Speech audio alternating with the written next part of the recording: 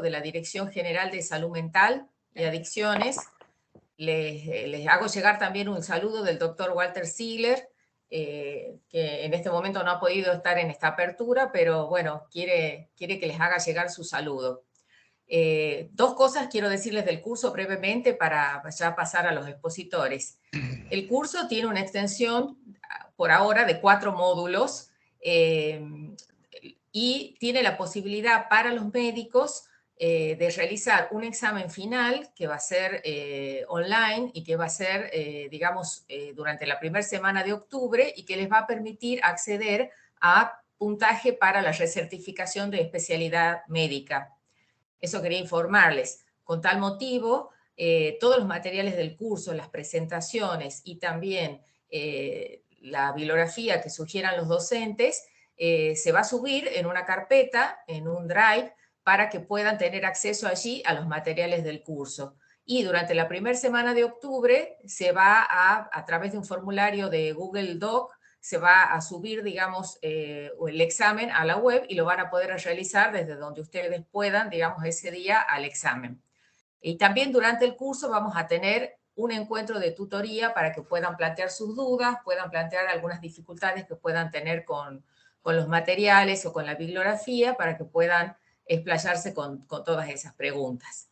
Así que bueno, dicho esto, voy a presentarles a nuestra primera docente, que es la primera disertante, mejor dicho, y docente, que es la doctora Julia Garat. Ella es médica pediatra y psiquiatra, es docente de la Facultad de Medicina, de la Cátedra de Salud Mental, y también integra, digamos, el staff del Hospital del Niño Jesús. Así que bueno, le damos la bienvenida a la doctora y muchas gracias por estar acá, Julia, y por participar de esta actividad. Bueno, buenas tardes a todos y a todas. También muchas gracias por la invitación. La verdad que es un gusto estar aquí. Así que bueno, para así no nos extendemos en el tiempo, vamos a empezar. A ver, vamos a compartir pantalla.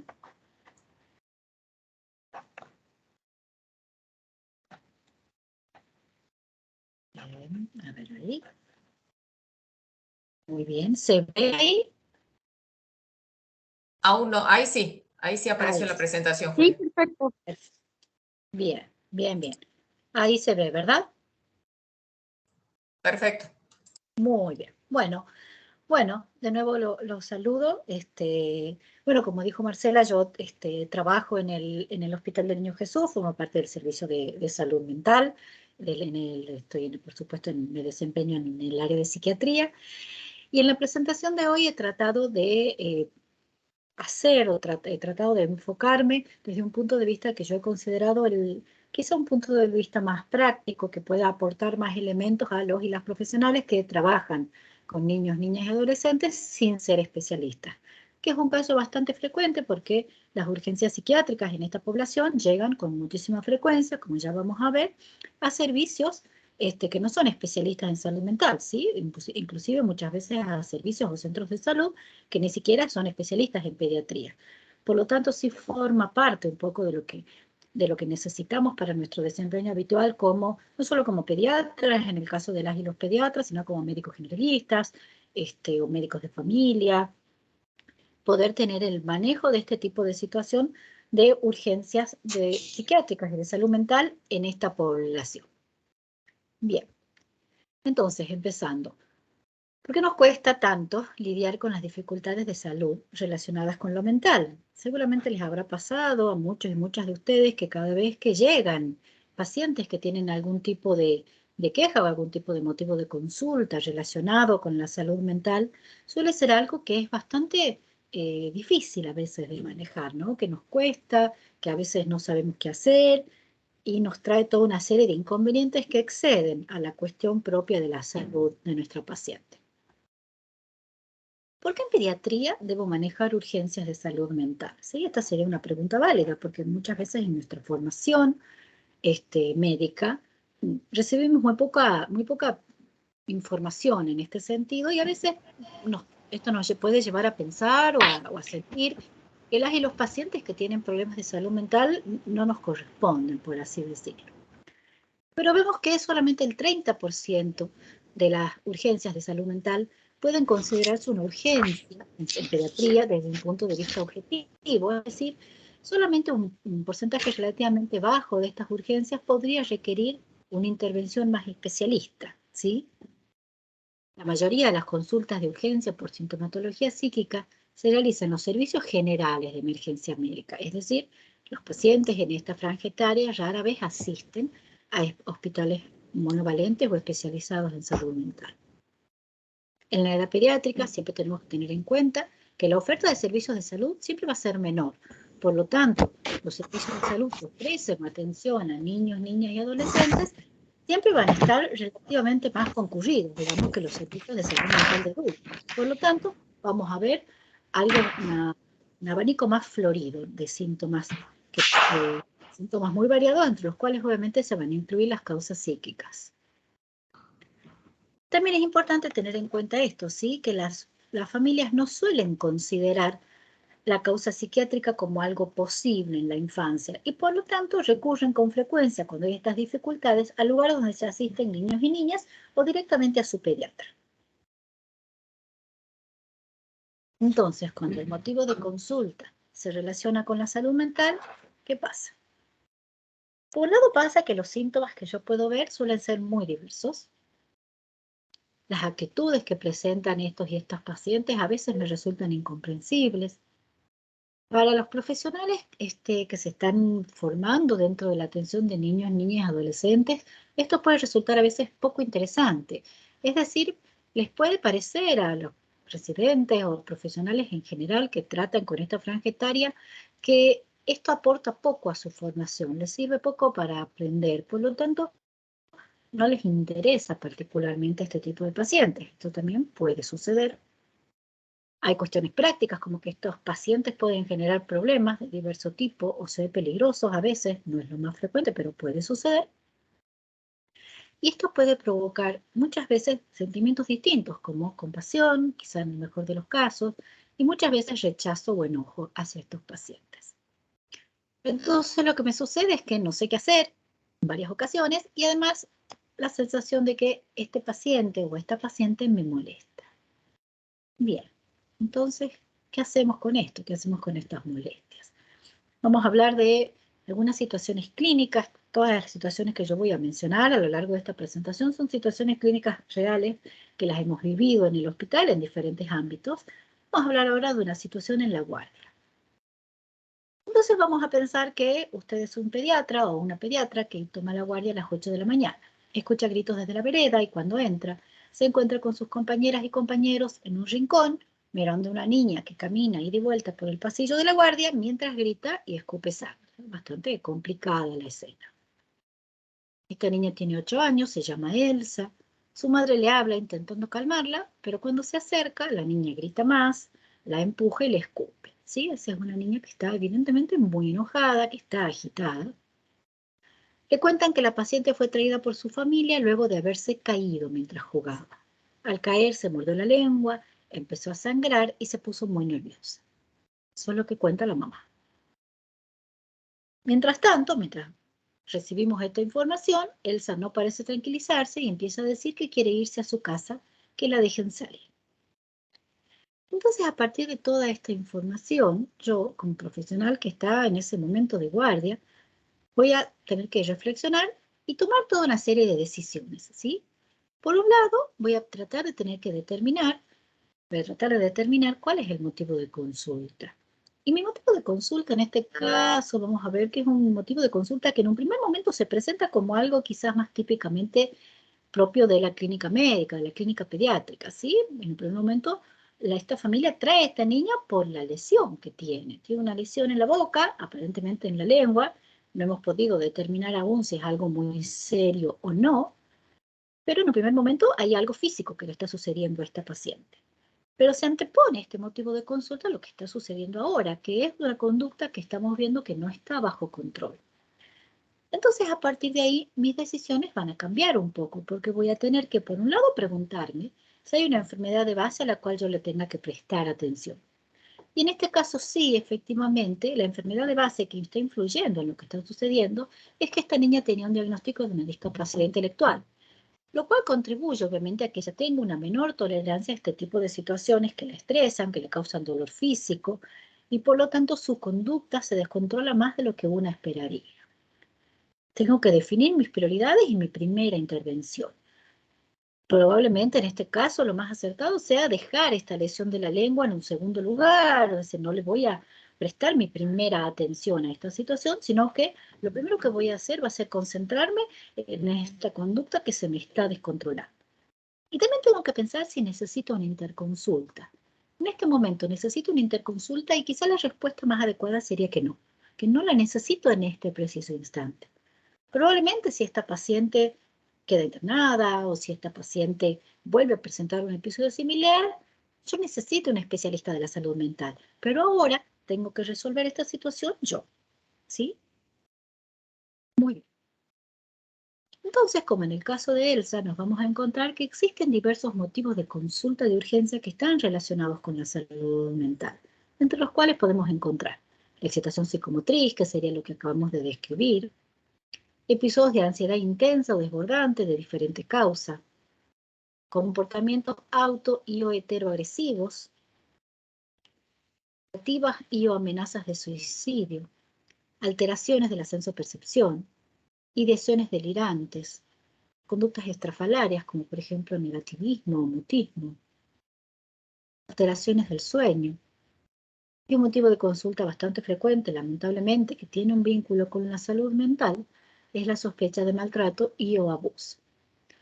De todos estos motivos de consulta, el motivo de consulta que yo debería saber manejar de manera inicial sin recurrir a un especialista o a un especialista es como estamos hablando puntualmente la excitación psicomotriz. Todos los otros motivos aquí enumerados van a necesitar sin duda una consulta al especialista y algunos de ellos inclusive van a necesitar una interconsulta con el especialista como prácticamente como primera medida, ¿sí?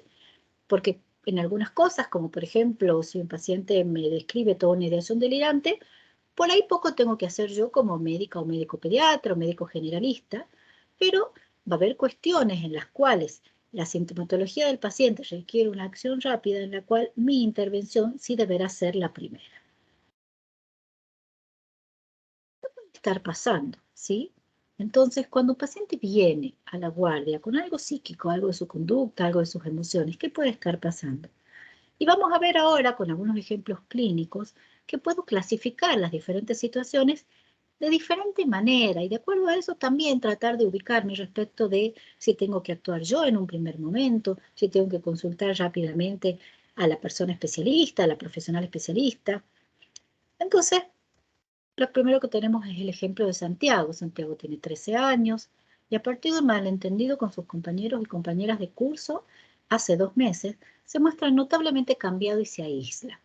La familia lo trae con mucha alarma a la guardia porque comenzó a decir que a través del celular sus amigos saben lo que él está pensando, ¿sí? Entonces ahí tenemos algo que pareciera rozarse con lo que llamaríamos una ideación delirante, ¿sí? Y un juicio de realidad que no estaría conservado.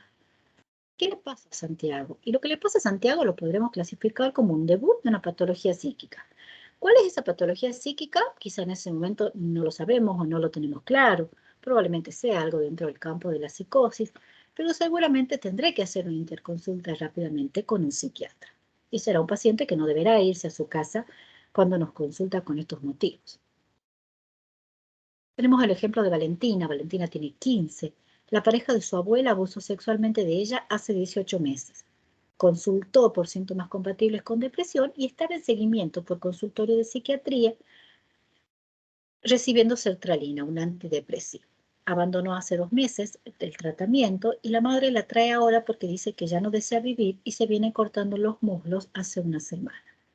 Entonces vemos que Valentina está con un episodio agudo, con una reagudización de una cierta sintomatología que ella ya venía presentando dentro de una patología mental crónica, que sería la depresión. Tenemos entonces acá el ejemplo de Nazareno. Nazareno tiene 4. Su diagnóstico es un trastorno del espectro autista no específico y recibe un esquema farmacológico bastante habitual en estos casos, que sería la risperidona y la levomectina, con dosis estables hace 4 meses. Lo trae su familia por insomnio agudo de 3 noches de evolución y agresividad. Era una agresividad entre leve y moderada, que el niño no estaba con una conducta descontrolada, pero sí les preocupaban sus reacciones. Y cuentan como antecedente muy importante que la madre y el padre se separaron hace 10 días y el padre dejó el hogar. Entonces, ¿qué está pasando con Nazareno? Y Nazareno, si bien tiene un trastorno de base, lo que le está sucediendo en este momento lo podríamos catalogar como un síntoma reactivo a una disfunción vincular, familiar y o social.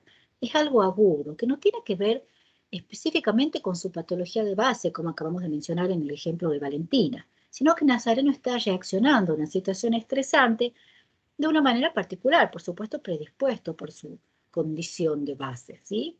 Entonces tendremos que tratar de resolver ese síntoma. Podemos tomar el ejemplo de Cintia. Cintia tenía 6 años y provenía del Chaco. Ella y su familia tuvieron un accidente automovilístico hace una semana, en el momento de la consulta, lo que les había obligado a quedarse en Tucumán debido a que su padre requirió asistencia médica. La familia la trae porque la nena sentía palpitaciones, sudoración y opresión precordial. Se quejaba de dolor en el pecho. La frecuencia cardíaca en ese momento era de 100 y el resto del examen cardiovascular no tenía particularidades. Cintia no tiene antecedentes de dificultades conductuales y o emocionales que su familia pueda recibir. Entonces lo que le está pasando a Cintia, si bien es una sintomatología psíquica, responde a una situación de estrés agudo. No hay patología de base, ¿sí?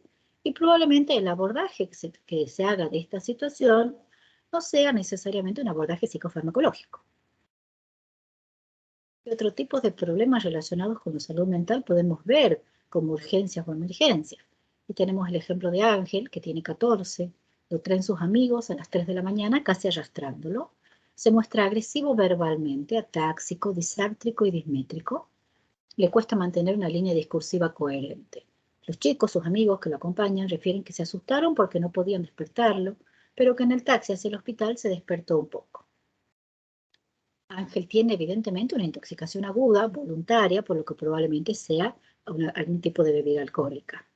¿Tiene que ver con la salud mental? Sí, sin duda, pero lo que le está pasando quizá en este momento es, en primer momento, seguramente de abordaje clínico médico, ¿sí? Tengo que tratar la intoxicación de este paciente y las interconsultas, con salud mental van a quedar pospuestas en este momento. Y tenemos finalmente en estos breves ejemplos el ejemplo de José. José tiene 10, es delegado desde Santiago del Estero para interconsulta con psiquiatría. Nos cuentan que inició bruscamente alucinaciones visuales terroríficas hace una semana, sin ningún antecedente de este estilo, sin antecedentes familiares tampoco. Actualmente el paciente impresionaba catatónico, cuando se lograba que el paciente camine, la marcha era atáxica, y es un niño, como decíamos, previamente sano. Entonces, lo que podemos asumir de José es que haya probables manifestaciones de una enfermedad sistémica. En este caso, puntualmente, lo que le pasaba a este niño era una encefalitis de tipo autoinmune. Bien. Por favor, mantengan sus micrófonos cerrados para que no se interrumpa la presentación. Muchas gracias. Bien. Entonces, con todo esto que hemos estado mencionando como posibles ejemplos de que, digamos, necesidad de recurrir a psicofarmacología y eventualmente también a especialistas de la salud mental, nos vamos a centrar un poco en lo que sería la excitación psicomotriz como causa fundamental en la cual yo voy a requerir acciones rápidas. La excitación psicomotriz es, por lo tanto, un estado de extrema activación mental y motora que afecta a esferas cognitivas y afectivas, en la que predominan intensas sensaciones de inquietud, enojo y ansiedad, y con frecuencia acompaña de actitudes muy impulsivas que tienen un contenido agresivo y o violento, hacia sí o hacia otras personas, con poca o nula colaboración con el entorno. El principal problema que nos encontramos con estas situaciones es que es una situación que puede convertirse, por supuesto, en potencialmente peligrosa para el propio paciente, la propia paciente o para las terceras personas que están alrededor. El componente cognitivo, es decir, lo que la persona puede contar, decir, manifestar como enojo, expresarnos acerca de lo que le sucede, va a ser siempre menor en niños y niñas pequeños, ¿sí? Y va a haber mucho más predominio del aspecto motor. Que, por suerte, obviamente, al ser niños y niñas pequeños, aunque haya una activación motora importante, la peligrosidad suele ser baja, aunque obviamente podemos recibir lesiones, ¿sí? Un niño o niña pequeña que muerde, patea y escupe, por supuesto que puede causar un gran distrés en el personal de salud y en la familia, obviamente. Y tenemos que tener siempre presentes que la excitación psicomotriz no siempre responde a la existencia de patología mental. Yo voy a tener siempre una serie de objetivos al evaluar un paciente o una paciente con agitación. Estos objetivos van a ser estos que acá hemos enumerado como una propuesta, ¿sí? Para tratar de determinar, bueno, qué es lo que yo tengo que saber y decidir respecto de mi paciente. Por un lado, determinar si presenta un riesgo inminente. Eso es fundamental para dañarse a sí o a terceras personas. Mientras determino esto y a través del diálogo con la familia voy a establecer la sospecha de la existencia de patología psiquiátrica, ¿sí? Tanto de si es un debut o no. Eso va a ser muy importante respecto de si el paciente viene, por ejemplo, tomando su medicación, si es que ha interrumpido, qué medicación está tomando. Tengo que identificar en el proceso en lo que yo estoy observando, por un lado, preguntar acerca de los factores causantes e identificar factores contribuyentes y o perpetuadores del problema para tratar de manejarlos, para que si hay algo que a mi paciente lo está enojando, estresando, poniendo particularmente nervioso o nerviosa, yo trate de eliminarlo, trate de sacar eso que empeora la situación. Tengo que preguntar a la familia cuál es el funcionamiento habitual de este niño o niña, cómo se comporta, cómo es normalmente, para comparar con lo que yo estoy viendo ahora. Tengo que identificar, eso es lo principal, cuáles son los síntomas prioritarios para el tratamiento de la urgencia. Y, muy importante, tengo que determinar si se requiere internación o no. Para eso tengo tiempo, sin duda, ¿sí? Si es que estoy en una guardia, yo puedo tratar los síntomas iniciales y esperar y ver cómo sigue mi paciente.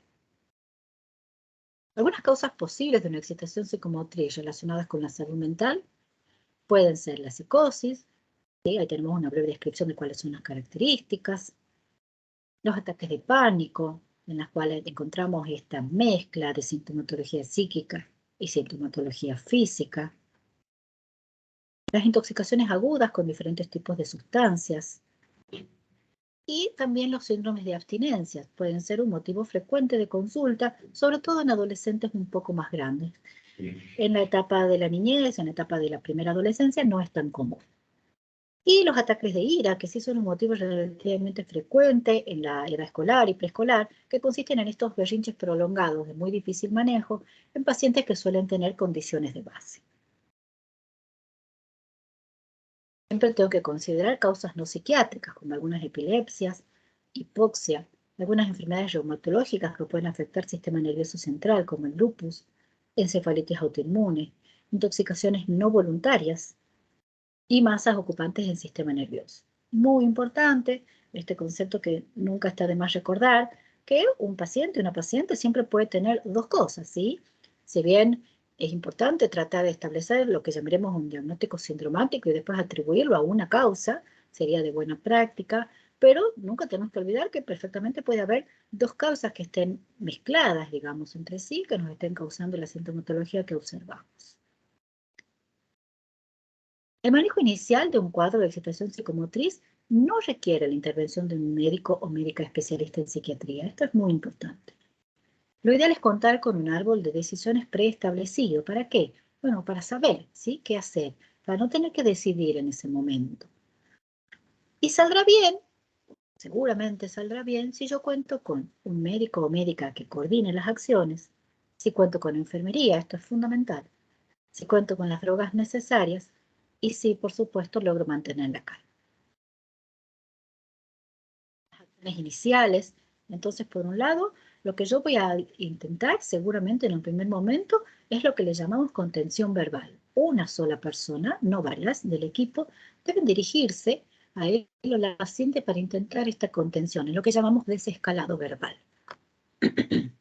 Si el desescalado verbal es efectivo y si no hay indicios de amenaza física, pospongo el abordaje farmacológico. Si decido el abordaje farmacológico, tengo que informar de manera concisa y sencilla a mi paciente lo que va a suceder y a la persona que está acompañando. La medicación nunca debe negociarse, ¿sí? O sea, no la puedo decirle a mi paciente que, bueno, que si se porta bien no lo voy a hacer o que si se porta mal sí lo voy a hacer, porque es una decisión médica, producto de la evaluación clínica que yo hago. Nunca tengo que caer, digamos, en esta tentación que a veces puede parecer, porque no puede resistirse a medicar al paciente, sobre todo a veces cuando son pacientes pequeños, pero es muy importante tomar en cuenta esto, ¿sí? Que va a ser una decisión médica que una vez que la tomo debo cumplirla. Y las medidas de seguridad para todas las personas que intervengan son claves. ¿Cuál es una guía posible de este desescalado verbal? En forma previa, tengo que tener un lugar adecuado, con un profesional informado, que, digamos, sepa lo que está haciendo. Una toma de contacto que respete su espacio personal, respetar al paciente, respetar su espacio, no provocarlo, con una actitud pacífica y amistosa, con un lenguaje corporal que no sea amenazante y un contacto verbal adecuado. Solo una persona interactúa y se ofrece información corta, sencilla, acerca de lo que está sucediendo. Cuando me comunico con el paciente, voy a utilizar mi lenguaje en forma efectiva. De nuevo lo mismo, ¿no? Siempre hablar de forma corta, frases informativas, pocas preguntas, usando lenguaje sencillo, y voy a repetir el mensaje de lo que yo quiero que el paciente haga tantas veces como sea necesario, ¿sí? Técnica del disco rayado. Necesito que te sentes y me puedas contar qué te pasa, por ejemplo, y repetir eso tantas veces como sea necesario. Necesito escuchar con lo que me dice el paciente, ¿sí? No porque esté en un estado de excitación quiere decir que lo que me está diciendo no es válido. Entonces voy a proponer una escucha activa, en la cual realmente yo recoja información, dándole al paciente el beneficio de la duda y utilizando la técnica llamada del banco de niebla. Ahora vamos a ver. El manejo de la situación que yo voy a tratar de llevar a cabo. Por un lado, y fundamental, poner límites, explicitar estos límites y confrontar con el paciente cuando sea necesario de una manera muy sutil, no amenazante, ¿sí? En la cual yo solicito cosas, no ordeno y trato de explicar lo que sucede. El beneficio de la duda, como decíamos, es una actitud en la cual para comprender lo que la otra persona está diciendo, debo asumir que lo que dice es verdad o tratar de imaginar qué de lo que dice podría ser verdad. Al suspender mi juicio sobre lo que está diciendo esta persona, puedo comprenderla sin que mi interpretación personal influya en el mensaje. Y el banco de niebla es una actitud en la cual yo me puedo imaginar justamente una situación en la cual veo poco, sé poco de lo que está sucediendo, más allá de la situación de excitación, pero tomo una actitud empática en la que trato de encontrar algo en la posición de la otra persona con la cual yo podría estar de acuerdo. Luego de intentar el desescalado verbal, tengo que decidir. Opción farmacológica, vía oral o intramuscular, dependiendo de qué pueda o no aceptar el paciente, o eventualmente si es un paciente que tiene una vía, puedo pensar en la vía endovenosa, si es que el paciente está tranquilo y me parece que la va a aceptar, y la opción no farmacológica, en la cual el paciente o la paciente puede mostrarse interesado en seguir hablando o demostrar necesidad de quedarse con un miembro de su familia. Cualquiera sea la opción, el niño o niña tiene que permanecer siempre acompañado por alguien de su familia y bajo supervisión del equipo de salud. Recordar entonces, voz firme y serena, con pocas preguntas, 4 personas preparadas para intervenir, quien coordina y habla con el paciente y va dando las indicaciones, nombrando a quien debe cumplir la indicación, alguien que aparte a quien no cumple un rol, alguien que se asegure que las vías de alejamiento del paciente estén transitables, y alguien que tiene que tener preparada o tener disponible la medicación posiblemente necesaria. Amplitud en el espacio físico, sin exceso de iluminación de ser posible, la puerta abierta, si es mejor 2 puertas, y sin elementos peligrosos a manos del paciente. No arrinconar al paciente ni facilitar que nos arrincone. Atención. Tenemos que pensar que cada servicio de salud que tenga enfermería y que entre sus prestaciones incluya la demanda espontánea, tendría que contar con un plan de acción relacionado con una urgencia en salud mental. Muy importante esto. Y la capacitación en atención de pacientes con urgencia psiquiátrica es una posibilidad y un derecho de enfermeras y enfermeros que cumplen un rol muy importante en esta tarea. Yo diría que es el rol casi fundamental. Un equipo de salud capacitado y en calma va a disminuir enormemente cualquier riesgo posible que se asocie a estas situaciones. Bien, y ahora vamos a la toma de decisiones y el abordaje farmacológico. Veamos un posible árbol de decisiones con algunos de los fármacos más utilizados. Y voy a tener en cuenta que cualquier decisión en pediatría siempre tiene que estar precedida de la consideración de la etapa evolutiva en la que yo tenga a este niño, niña o adolescente, ¿sí? Bien. Entonces, acá tenemos respecto de la excitación psicomotriz, un posible árbol de decisiones. Ya hemos definido la excitación psicomotriz como la agitación psicomotora que también afecta a la esfera emocional. Y tengo dos posibilidades: conducta controlada, en la cual voy a intentar el desescalado verbal, y una conducta no controlada, en la cual tengo la presencia o el riesgo inminente de auto y o heteroagresión que puede llegar inclusive a ser muy severa. Nunca tengo que olvidar eso, sobre todo cuando es un paciente o una paciente de mayor porte, lo cual es obviamente muy posible en adolescentes. Si la conducta está controlada, me voy a dirigir a quien acompaña, al familiar, que es lo más frecuente, y voy a averiguar acerca de antecedentes importantes que me ayuden a tomar decisiones. Antecedentes personales y psiquiátricos, hábitos tóxicos, qué fármacos toma y que me cuente lo que ha sucedido. Y si es posible, si el paciente o la paciente se va calmando, realizo una exploración física. Si la conducta está descontrolada, voy a recurrir a la medicación. Entonces, en un primer momento voy a pensar en el lorazepam en general, que suele ser un medicamento que está a mano en guardias pediátricas, y voy a considerar una dosis entre 2 y 4 miligramos, 2 miligramos para niños y niñas en edad escolar y 4 miligramos para adolescentes, ¿sí? Si yo estoy con una edad preescolar, puedo considerar el lorazepam en dosis bajas o en dosis habituales, las que se utilizan habitualmente para control de las convulsiones, o puedo pensar también a veces en antihistamínicos como el Benadryl, que también ayudan a controlar la conducta.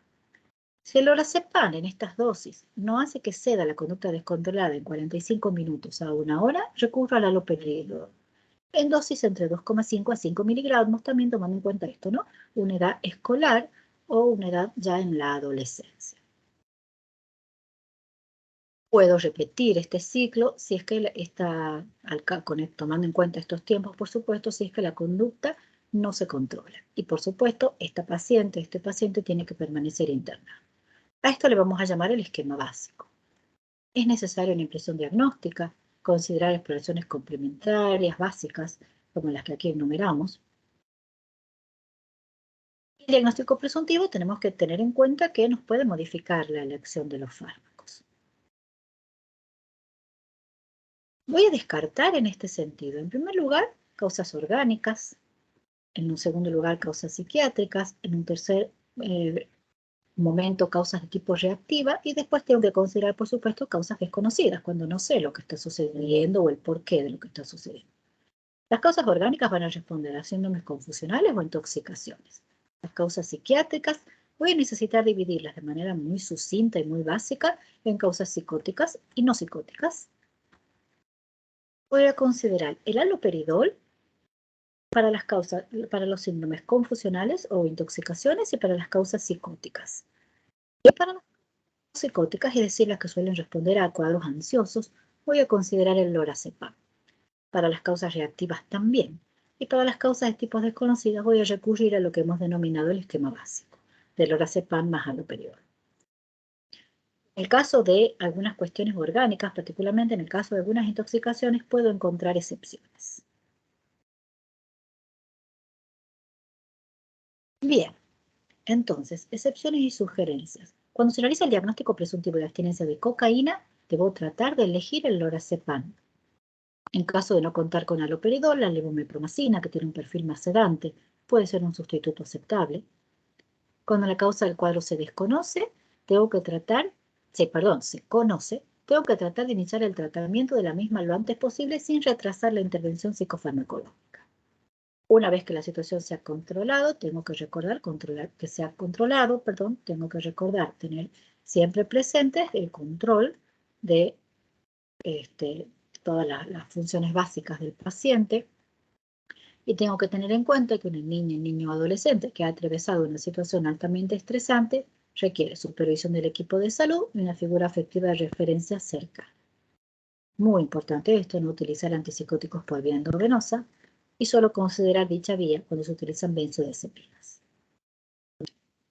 Y tener presente que cuando un paciente repite un cuadro similar al que hemos descrito en un lapso de 48 horas y que ha requerido intervención farmacológica, será necesario consultar con personal especialista.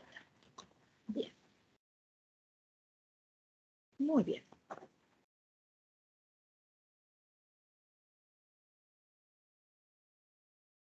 Vamos a pensar ahora en otro tipo de situación clínica. Vamos a contar lo que pasó con Lucas.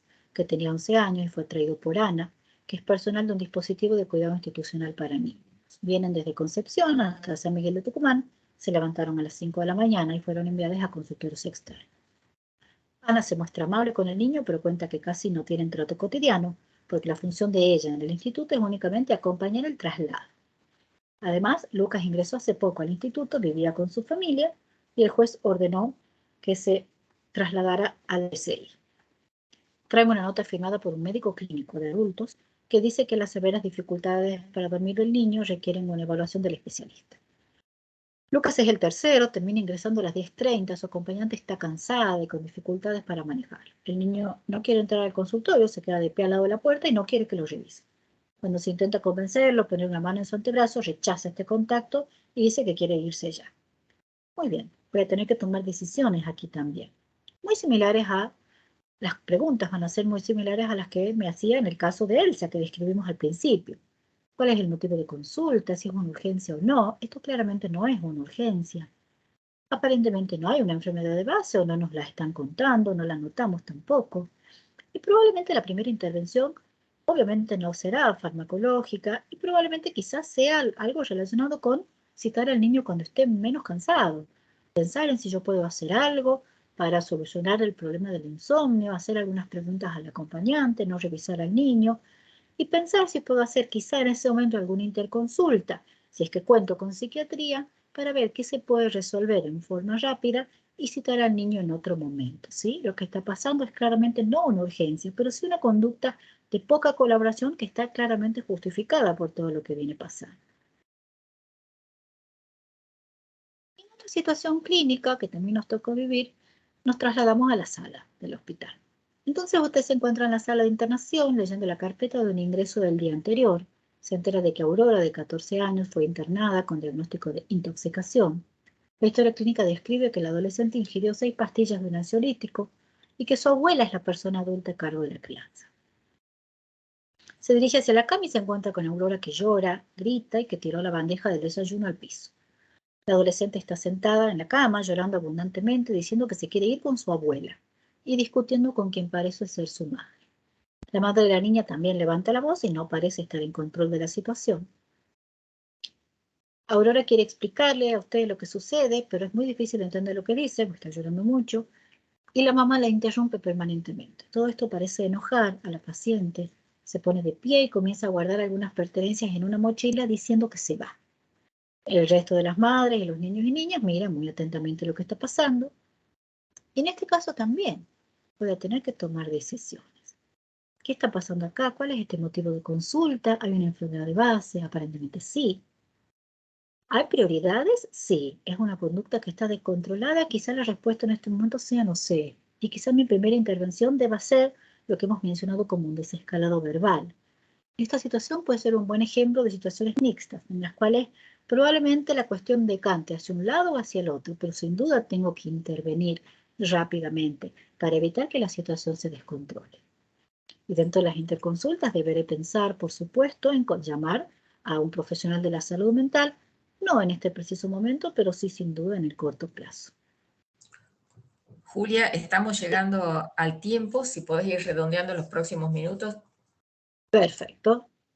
Bien, y ya para terminar, quería traer, digamos, esta frase, que es algo que usamos bastante dentro del ámbito de la salud y que en pediatría tiene sus desafíos especiales, porque cuando tratamos de curar a veces, nos encontramos que muchas veces es más sencillo acercarnos o empatizar o conmovernos con niñitos pequeños.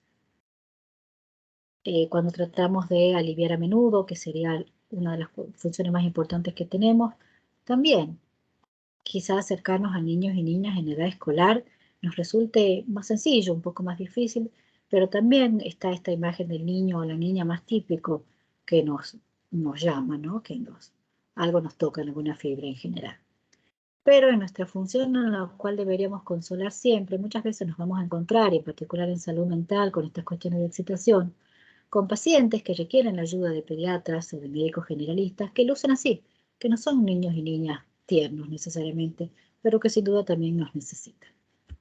Esta frase me parecía linda, sé compasivo porque cada persona con la que te cruzas está librando una dura batalla, de una escritora española.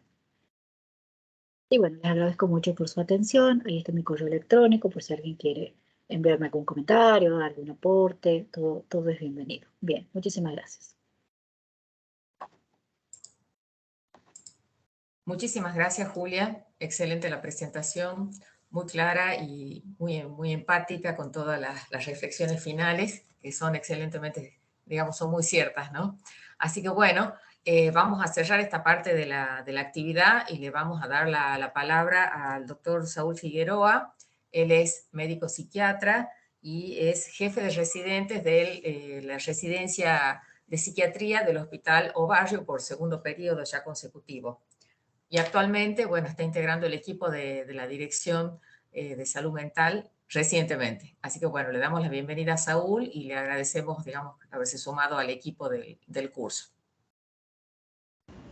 Hola, buenas tardes, ¿qué tal? Ahí voy a probar de compartir la presentación.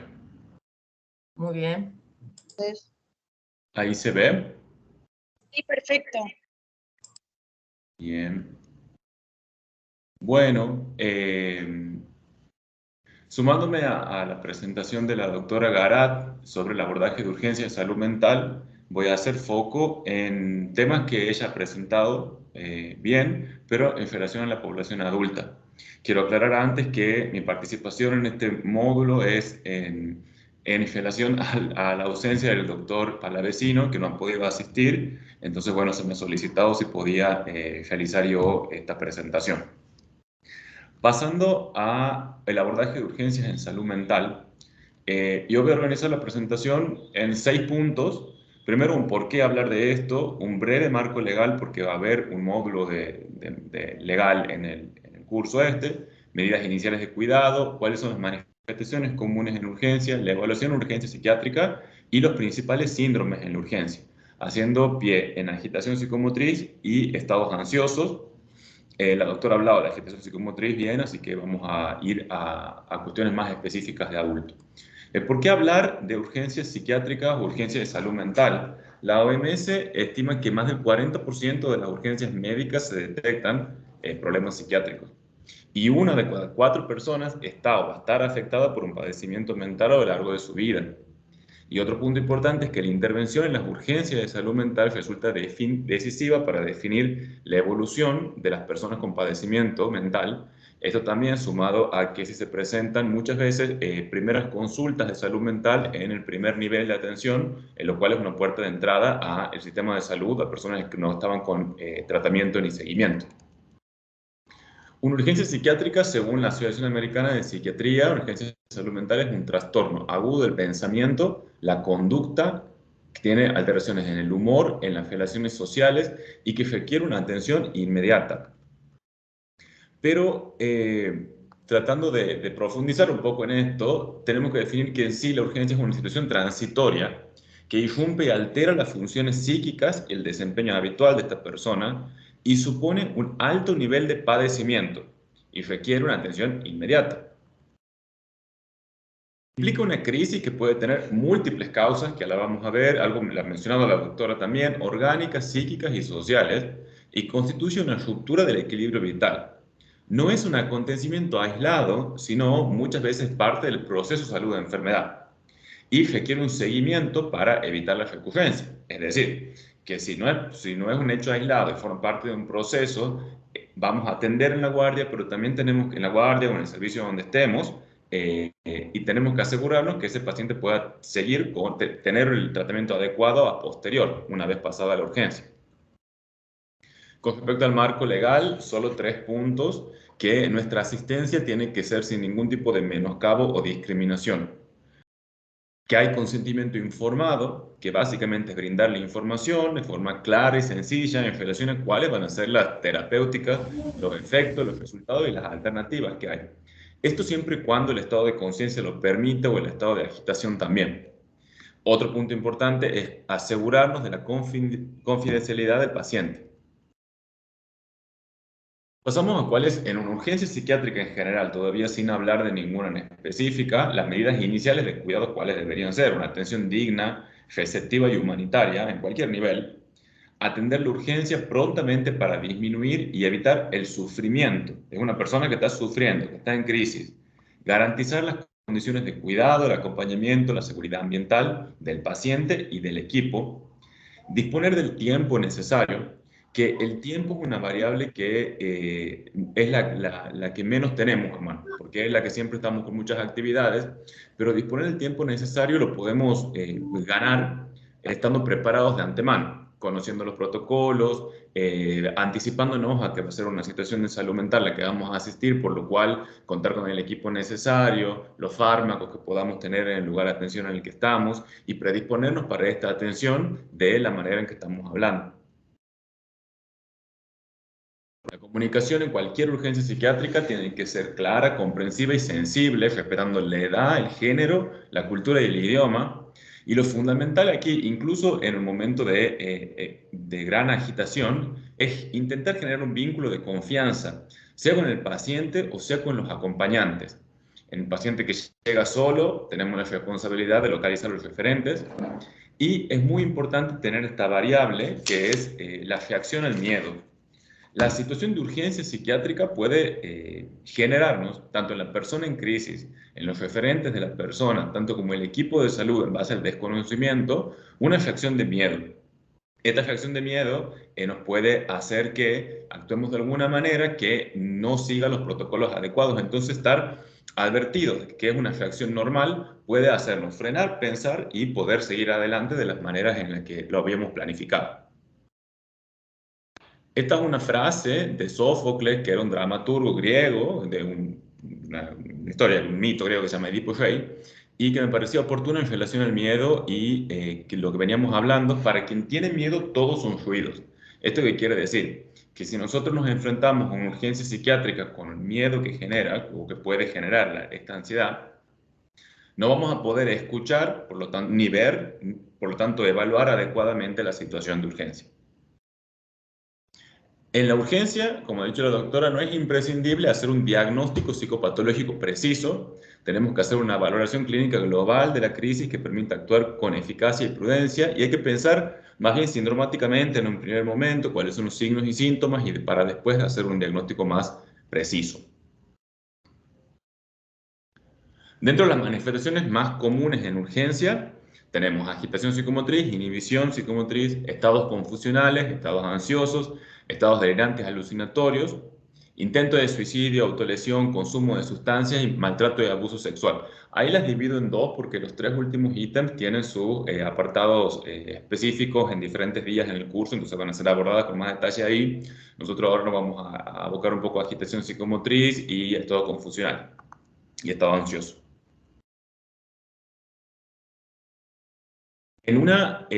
¿Cómo evaluamos una urgencia psiquiátrica, una urgencia de salud mental? A través de una entrevista. Es nuestra primera herramienta que tenemos en ese momento, la entrevista, donde vamos a hacer una valoración orgánica, también con los métodos complementarios que podamos utilizar, y la exploración psiquiátrica. La entrevista es fundamental de entrada, o empezar a evaluar el aspecto general, la presentación de la persona, lo cual nos va a hablar de los cuidados que haya tenido, el grado de nutrición que tenga, en cuanto está adelgazado o no, cuidados de aseo o no, o su nivel socioeconómico, el motivo de consulta, tratar de delimitarlo bien, si ha sido una intoxicación, si ha sido algo que desconocemos de qué se trata, evaluar los desencadenantes de la crisis, en el contexto, tratar de indagar cuáles son los acontecimientos estresantes en curso y pensar la coexistencia de múltiples factores. Esto lo podemos hacer con el paciente o con familiares. Siempre intentamos hablar con el paciente en caso que tenga su nivel de conciencia adecuado y tenga sus funciones psíquicas bien para establecer el diálogo, y si no, con familiares o quien referente que lo haya llevado. Hay que evaluar los antecedentes orgánicos, la medicación actual, antecedentes tóxicos, antecedentes psiquiátricos, episodios previos, psiquiátricos familiares. Hay que hacer una valoración orgánica, hay que hacer una exploración psiquiátrica, que ya la vamos a ver, y bueno, también el medio social familiar y laboral del paciente. Dentro de esta primera entrevista de una urgencia en general psiquiátrica, vamos a hacer una valoración orgánica, como decíamos, porque los síntomas psiquiátricos pueden estar causados o exacerbados por alguna patología orgánica. Y de esta presentación de un paciente en urgencia psiquiátrica, cuando nosotros empezamos a pensar con mayor fuerza que se trata de una etiología orgánica, cuando hay una instalación súbita del cuadro, cuando está en federación a enfermedades o tratamientos farmacológicos, cuando hay una alteración del nivel de conciencia, sobre todo en la esfera de la orientación temporoespacial, si hay antecedentes psiquiátricos, sin antecedentes psiquiátricos, cuando hay un pérdida del ritmo sueño-vigilia, un empeoramiento nocturno de los síntomas, si hay síntomas psicóticos por primera vez luego de los 40 años, alucinaciones visuales, esto nos está llevando a pensar en que quizás esta urgencia que está dentro de la salud mental tiene una etiología orgánica a descartar primero. Dentro de las etiologías orgánicas son varias alteraciones electrolíticas, cetoacidosis diabéticas, infecciones a nivel de diferentes sistemas, también el estado previo del paciente de otras enfermedades, infartos, traumatismo encefalocraniano, también medicamentos, intoxicación por drogas y envenenamientos también. Entonces, en esta primera evaluación orgánica lo que vamos a hacer es una exploración física lo más completa posible y una exploración neurológica, una vez más, dependiendo de la urgencia, si es que se puede hacerla o no. Se hace el registro de signos vitales, temperatura, tensión arterial, frecuencia respiratoria, frecuencia cardíaca, laboratorio de urgencias, y que disponemos de un laboratorio con que podamos hacer desde un laboratorio básico, nos va a ir descartando, nos va a ir ayudando a poder delimitar de qué trastorno orgánico se estaría tratando. Con respecto a la exploración, esto es la exploración orgánica dentro de la entrevista. En la exploración psiquiátrica es lo que nosotros evaluamos a través de lo que se llama examen mental, donde, si bien es cierto, en un primer nivel es algo muy específico de la especialidad, pero sí podemos tener en cuenta en relación sobre todo a la conciencia y la orientación para empezar a determinar si es orgánica o no la situación. La exploración psiquiátrica debe permitir elaborar un diagnóstico sindromático y descartar un proceso neurológico físico. Conciencia, si el paciente está lúcido, si está somnoliento, si está estuporoso.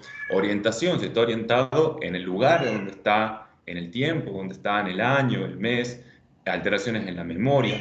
El pensamiento. Nosotros le evaluamos el pensamiento en la entrevista a través de cómo habla el paciente. Si tiene un lenguaje muy acelerado, nos está hablando de un pensamiento más acelerado y en inversa también. Esto nos va a ir dando características para delimitar algunos cuadros y también en el pensamiento donde aparecen las alteraciones del pensamiento, como por ejemplo los delirios, ¿no? Que son pensamientos que nos suenan a nosotros irracionales y que están por fuera del el surco del pensamiento racional. La afectividad es algo que evaluamos también en la entrevista. Podemos tener una afectividad expandida, una afectividad inhibida en cuanto a síntomas depresivos. En la sensopercepción nosotros evaluamos las alucinaciones. Hemos dicho que las alucinaciones pueden ser visuales, auditivas, físicas, senestésicas se llaman esas. Si tenemos alucinaciones visuales, un paciente que está viendo cosas, bueno, nos está llevando hacia un lugar orgánico. Eso hay que tenerlo en cuenta. Hay que también tener en cuenta cuáles son los ritmos biológicos, sobre todo sueño y vigilia, para algunos diagnósticos específicos. Este es un árbol, esto lo van a tener después en el material que vamos a pasar, así que lo paso rápido porque es esquemáticamente lo mismo que está arriba, pero bueno, ahí más concreto. Pasamos entonces a el primer cuadro que vamos a ver dentro de las urgencias psiquiátricas que las habíamos nombrado, a la agitación psicomotriz. Esto ya lo ha definido la doctora, así que no voy a detenerme mucho aquí. Un síndrome que está caracterizado por el aumento de la actividad motora y también hay otras alteraciones en la esfera emocional, que puede presentarse angustia, pánico, cólera, euforia. Agitación, un paciente agitado se llama esto. Importante aquí, sobre todo en la población adulta, es tener en cuenta que no todo paciente agitado es un paciente violento. Son conceptos distintos. Un paciente violento, sobre todo vamos al último punto, bueno, del primer cuadro, impulso agresivo, y hay un uso intencional de la fuerza o el poder físico propio del paciente, que se manifiesta con agresividad, hostilidad, brusquedad. En cambio, en un paciente agitado es un aumento de la psicomotricidad, donde no está este uso intencional de la fuerza o poder psíquico en primera instancia de manera violenta. Pacientes agitados presentan un aumento de su actividad, pueden estar en diferentes escalas, desde una inquietud hasta una extrema agitación. Pero no todo paciente agitado es violento. Esto también en relación a lo que hablábamos del miedo más arriba. Los índices de peligrosidad y criminalidad que presentan las personas con enfermedades mentales, específicamente con la esquizofrenia, no son mayores que los de la población en general, siendo más comunes las autoagresiones y suicidios que las heteroagresiones severas. Entonces, No todo paciente agitado es violento y los índices de peligrosidad y criminalidad no son mayores en pacientes de salud mental. Eso también es algo que tenemos que tener en cuenta. Esta situación de urgencia, sobre todo la agitación psicomotriz, involucra a todo el personal disponible, que está disponible para la atención. Hay que hacer una intervención rápida en situación y hay que admitir que es una situación de gran presión, que tiene implicancias médicas y legales. Y también hay que admitir que hay un gran componente emocional, tanto en el paciente, en los acompañantes, como en el equipo de salud también. Por lo tanto, hay que garantizar la seguridad de todas las personas implicadas. Con respecto a la etiología de la agitación psicomotriz, podemos pensar en causas orgánicas, causas psiquiátricas y causas situacionales, así está descrito en los protocolos. Con respecto a las causas orgánicas, mencionaba nada más como tóxicas, metabólicas endocrinas, infecciosas, neurológicas y otras. Y se presentan a través de cuadros que denominamos confusoníricos, síndromes confusionales o delirium, que son las mismas palabras para definir lo mismo, donde hay, pensamos en una causa orgánica, ¿no? En una agitación con causa orgánica, un trastorno de la conciencia, donde hay desorientación, donde hay onirismo, que es un estado de ensoñación del paciente, hay un mal estado general y puede haber signos como fiebre. Entonces esto nos está indicando de una posible etiología orgánica y lo vamos a definir ahí como un síndrome confusional. Esto puede ser, el más clásico es el delirium tremens a raíz de la abstinencia de alcohol, por ejemplo. El síndrome confusional, una vez más, tiene un inicio súbito, es horas o días, su evolución es breve y fluctuante y mejora rápidamente si se identifica y se elimina el factor causal, aunque todas estas características pueden variar según paciente, pero lo que tenemos que tener en cuenta es que si tenemos un síndrome confusional requiere una atención médica clínica para mejorar la causa y así se va a resolver la situación. Después evaluaremos si es que hay alguna comorbilidad psiquiátrica, pero el síndrome confusional requiere una atención médica clínica inicial. Con respecto a agitación psicomotriz, que es lo que estamos hablando, tenemos causas psiquiátricas también. Y aquí muy brevemente, como algunas diferencias, como hemos dicho, no hace falta, no vamos a intentar diagnosticar, menos sin la ayuda de un especialista, ¿no? En el momento de urgencia, pero podemos definir, como pueden haber causas psiquiátricas, pueden ser la psicosis, muchos tipos. Aquí nombramos esquizofrenia, paranoia, trastorno psicótico breve. Esta característica de este paciente es un paciente que es difícil de tratar en relación a la entrevista, porque quizás el lenguaje es impenetrable en relación a que puede estar alucinado, con alucinaciones auditivas de comando que le digan que se haga cosas. Puede haber trastornos del pensamiento, estos delirios, estas ideas que nos parecen extrañas a nosotros cuando estamos evaluando, y además por todo en la actitud que puede generarnos impacto, como un paciente que se ría, que haga muecas, que haga agitación intensa. El trastorno bipolar, el paciente se va a presentar con mucha euforia, omnipotente, sin necesidad de sueño, un pensamiento muy acelerado, hay gran actividad. El trastorno de personalidad se presentan generalmente en agitación como con agresividad e impulsividad, y trastornos neuróticos son más teatrales, los definen, pero está impregnado de angustia y pueden presentarse amenazas de suicidio aquí y hay un acceso influenciado por el medio.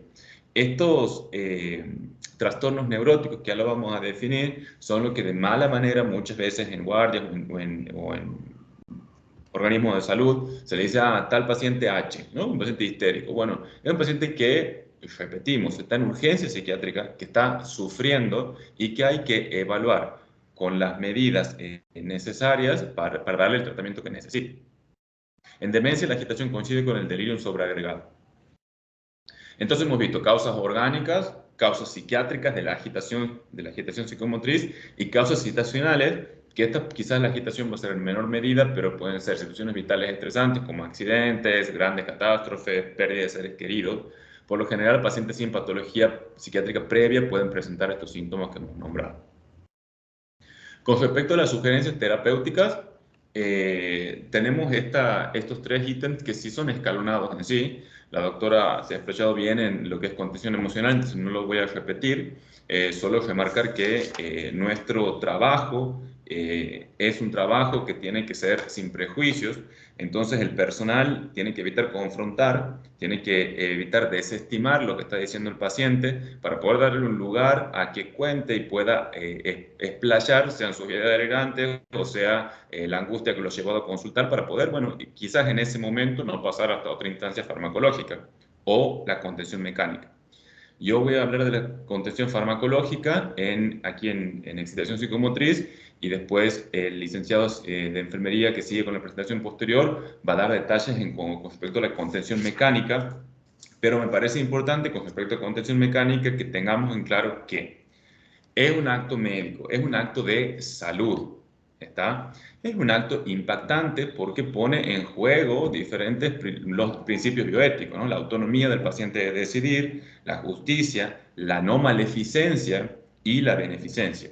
Entonces, esto, al ponerse en juego, estos principios nos hacen incomodar y nos hacen como decir, ¿qué estamos haciendo? Esto lo resolvemos de la siguiente manera, apoyándonos en que tenemos que evaluar para ver si es necesaria la contención mecánica y hacerlo de la manera según están escritos en los protocolos, que sería la no maleficencia y la beneficencia, y con los detalles con los que va a mencionar el licenciado después. Con respecto a la contención farmacológica en excitación psicomotriz, el fin de la medicación es provocar sedación o la supresión sintomática y disminuir el sufrimiento del paciente. El uso combinado que proponen todas las guías nacionales, internacionales y provinciales también es del haloperidol y lorazepam, con la misma que hablábamos en urgencia psiquiátrica infanto-juvenil. Hay que evaluar la vía de administración a utilizar. La elección de la droga también depende del cuadro que vamos a tratar. O sea, la misma droga, ¿no? Haloperidol, antipsicótico, y lorazepam, que es un ansiolítico, una benzodiazepina. Entonces, la contención farmacológica, habíamos dicho, estamos en excitación psicomotriz. De los cuadros orgánicos va a ser principalmente por el haloperidol, dosis de 2,5 vía oral o intramuscular. Obviamente la vía va a depender del grado de excitación. Esto se puede repetir cada 30 o 60 minutos en función de cómo esté la situación, la intensidad del cuadro y la respuesta obtenida. Y tengamos el máximo que la dosis máxima diaria es de 20 a 30 miligramos. Alternativas, si es que no tenemos haloperidol, bueno, si tenemos, no sé, risperidona vía oral, se puede dar en estas dosis, o lanzapina en el buen caso que pueda haber, intramuscular oral también se pueden usar, no hace falta que sea de primera línea es el haloperidol y después pensamos en esta. También en cuadros orgánicos, las benzodiazepinas las usamos en cuadros de delirium, en estos cuadros confusionales que hablábamos, y los causados por abstinencia, alcohol o hipnosedantes, y la intoxicación por psicoestimulantes, y usamos el lorazepam en dosis inicial de 1 a 2 miligramos vía oral o intramuscular, teniendo en cuenta también las dosis máximas al día. Lo que tenemos que pensar por ahí en la población adulta, en ancianos, es que tenemos que bajar a 1/3 de la dosis o a la mitad de cualquier psicofármaco.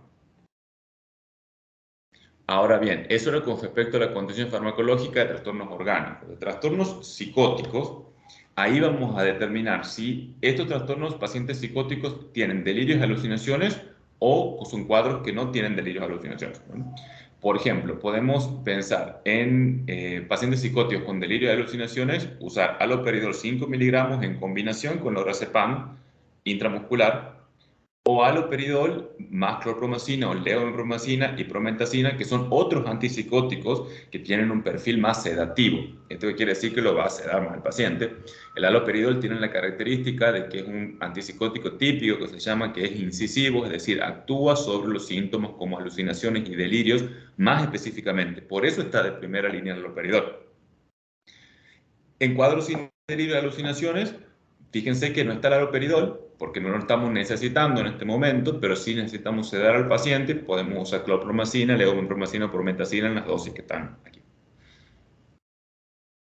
Entonces, es fundamental que todos los que participen en el acto de la urgencia psiquiátrica, que todos tengan en cuenta que hace falta insistir en el control permanente de los signos vitales.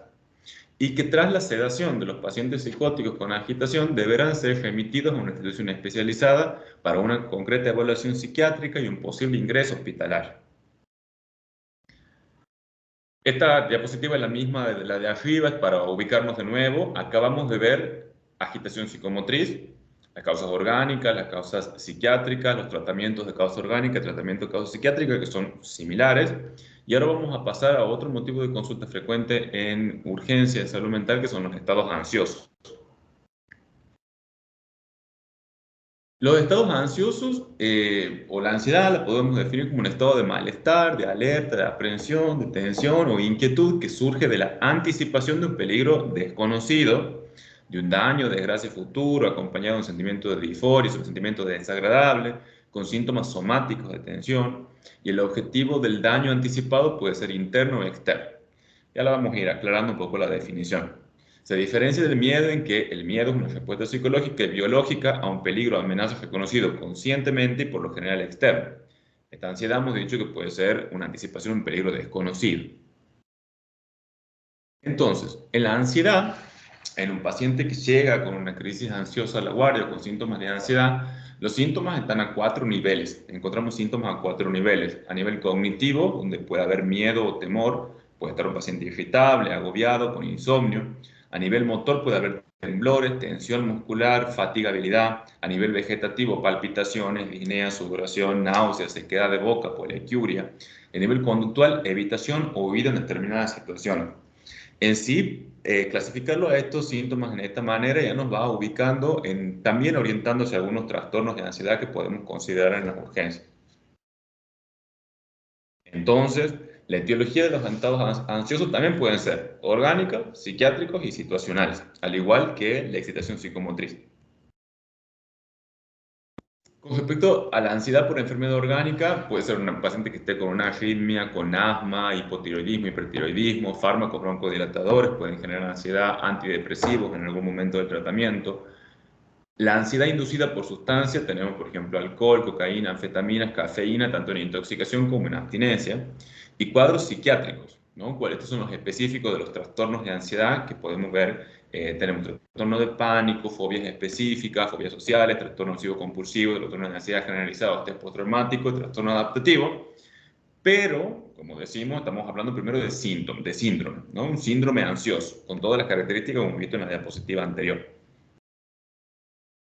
Las sugerencias terapéuticas, en este caso, también tienen que ver con la contención emocional, la contención verbal y la contención farmacológica. Aquí vemos que no ponemos la contención mecánica, aunque no la descartaríamos, pero en general no se la usa, como se utilizaría en excitación psicomotriz, que ya lo va a hablar el licenciado en la siguiente parte de la presentación. Y con respecto a la contención emocional, tenemos que una vez más hacer énfasis en nuestro rol como actores de salud, ¿no? Una escucha desprejuiciada, permitiendo que el paciente pueda como explayarse en lo que le está pasando. Esto es fundamental e incluso en esta contención emocional, en esta desescalada que hablaba la doctora, podemos llegar hasta quizás la no necesidad de utilizar un fármaco. Pero cuando pensamos en utilizar un fármaco, cuando nos han cedido los síntomas que hemos descrito al principio, podemos usar benzodiazepinas, que tienen un alivio rápido y sintomático, y usamos vía oral, sublingual, que tienen buena absorción y biodisponibilidad completa. La vía intramuscular de las benzodiazepinas es errática, esto quiere decir que no se absorbe de todo bien. El lorazepam tiene mejor absorción por vía intramuscular. Y esto es muy importante para todos los que estamos hoy aquí, que tenemos que evitar el uso a largo plazo de benzodiazepina, porque implica riesgos de abuso, tolerancia, dependencia y síndrome de abstinencia. Es decir, la benzodiazepina no va a ser un tratamiento para siempre.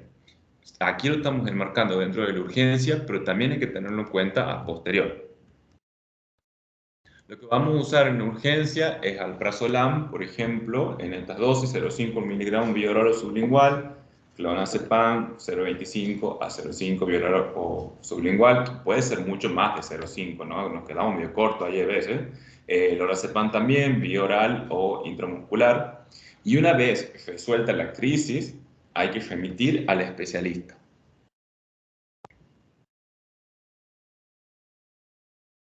En estas situaciones de estados ansiosos, es importante proporcionar apoyo al paciente y la oportunidad de expresarse. Y algo que es muy importante es que nunca deberíamos decirle al paciente que no tiene nada. No, señor, usted no tiene nada. Esto no tiene nada, porque no encontramos nada orgánico, ¿no? Está bien el electro, está bien la radiografía, está bien la presión, no tiene nada. Si nosotros decimos esto, lo único que hace es aumentar el nivel de ansiedad y de angustia en relación a la consulta posterior también. ¿Cómo? No tengo nada, pero estoy sintiendo algo desde el paciente. Entonces, nunca deberíamos decirle al paciente que no tiene nada. Tenemos que explicarle de qué se trata y que vamos a derivar al profesional que corresponde.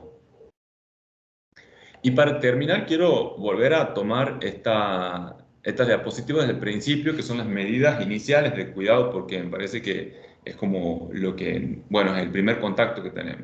Lo voy a repetir. Atención digna, receptiva y humanitaria en la urgencia. Atender la urgencia prontamente para disminuir y evitar el sufrimiento. Es una persona en crisis que está sufriendo. Garantizar las condiciones de cuidado, el acompañamiento de seguridad ambiental. La doctora ha mencionado en relación a la seguridad ambiental cuál puede ser el lugar más adecuado para realizar esta entrevista, que tendría que ser el lugar más tranquilo que tengamos en nuestro servicio. Si ahí tenemos 2 puertas, buenísimo, sino con una, porque no haya elementos que puedan resultar peligrosos para el paciente o de riesgo para el paciente o para el equipo. Hay que también cuidar al paciente y cuidar el equipo que está interviniendo. Disponer del tiempo. Recordemos que la forma de optimizar el tiempo es adelantarnos a las situaciones. Entonces, tener en cuenta esto que estamos hablando ahora, y si nos dicen que, bueno, ha llegado un paciente que parece de salud mental, bueno, ya ir en relación a cómo estar predispuestos a una entrevista de este tipo y las atenciones que tenemos que tener en cuenta. Comunicación clara, comprensiva y sensible, respetando edad, género, cultura e idioma. Generar un vínculo de confianza es fundamental con pacientes y acompañantes, y tengamos en cuenta la variable miedo que está siempre y que es importante tenerla en cuenta para no tenerla en cuenta, digamos, poder estar advertidos de eso y poder decir, bueno, esto hay miedo, pero estamos hablando de una urgencia psiquiátrica, un proceso de salud, una atención a una persona que está sufriendo, ¿cómo vamos a intervenir aquí? Bueno, muchas gracias por su atención. Esta ha sido mi presentación. Muchas gracias, Saúl. Muchas gracias por la presentación, muy clara, dinámica, precisa. Vamos entonces a darle la palabra al licenciado Sergio González Urbano. Él es el licenciado en enfermería, es coordinador del vacunatorio interno del 107 y es ayudante de la cátedra de psiquiatría de la Escuela de Enfermería de la UNT. Así que bueno, muy bienvenido, Sergio. Le damos la palabra entonces. Buenas noches, mi nombre es Sergio, soy licenciado en enfermería. Ya voy a ver cómo hago para compartir.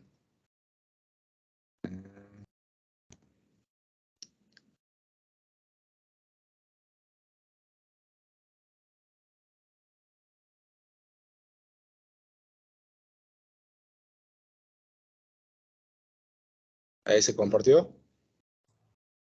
Sí, se ve perfecto. Bien, a ver.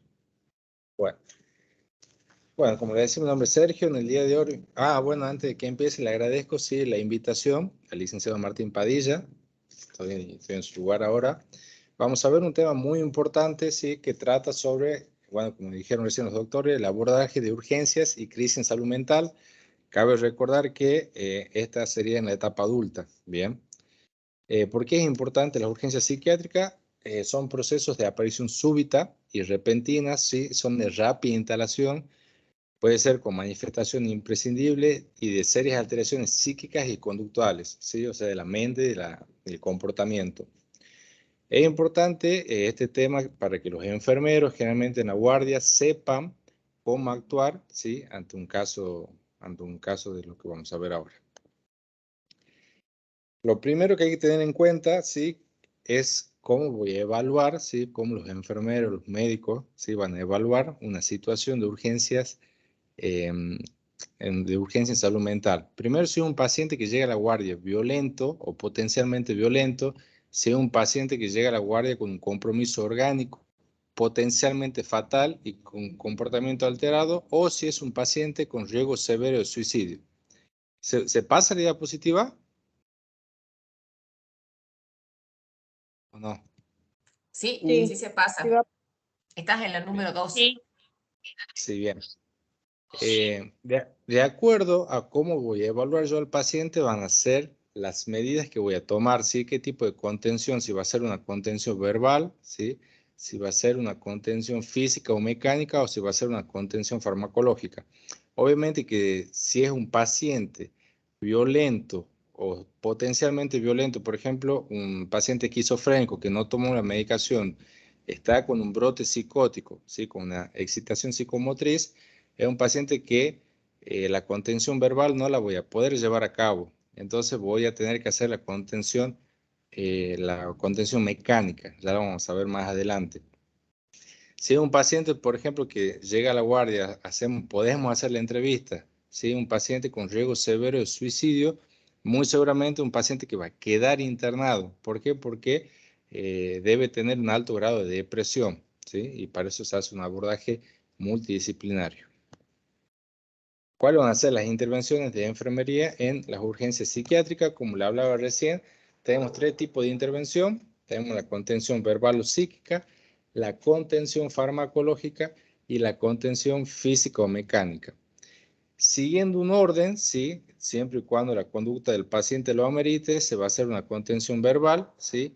Seguido de una contención farmacológica. La contención físico-mecánica, como venimos hablando recién, se trata de evitar, ¿sí?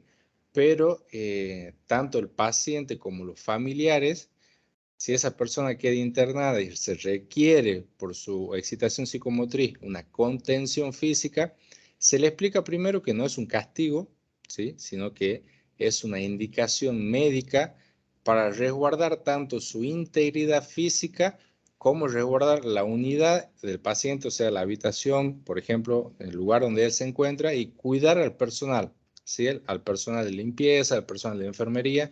¿Por qué? Porque están en un estado, ¿sí? Que puede llegar a hacer daño tanto a las instalaciones o como también puede autolesionarse. Pero eso es una indicación médica, se le explica a la familia, ¿sí? Y se le trata de explicar al paciente. No es una forma de castigo, sino una forma de resguardar la salud integral del mismo paciente y de la gente que lo va a atender. Bueno, desglosando, ¿sí?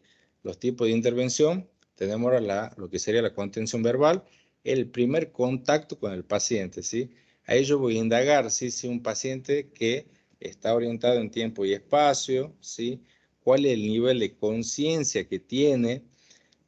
¿Cómo está de su memoria? Si tiene alucinaciones, puede tener alucinaciones delirantes, de grandeza, ¿sí?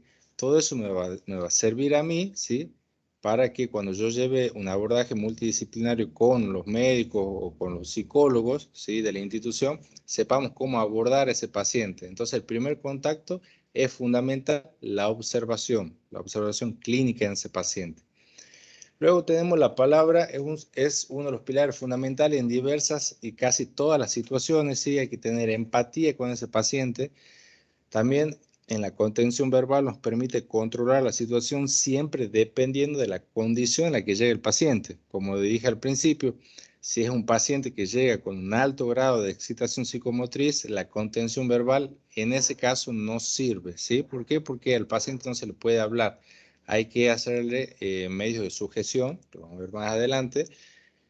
Siempre se recomienda la contención mecánica que se la lleva a cabo de 4 a 6 personas, ¿sí? ¿Por qué? Porque la contención mecánica se realiza sosteniendo las extremidades inferiores, las extremidades superiores y la cabeza, ¿sí? Para proteger la integridad del mismo.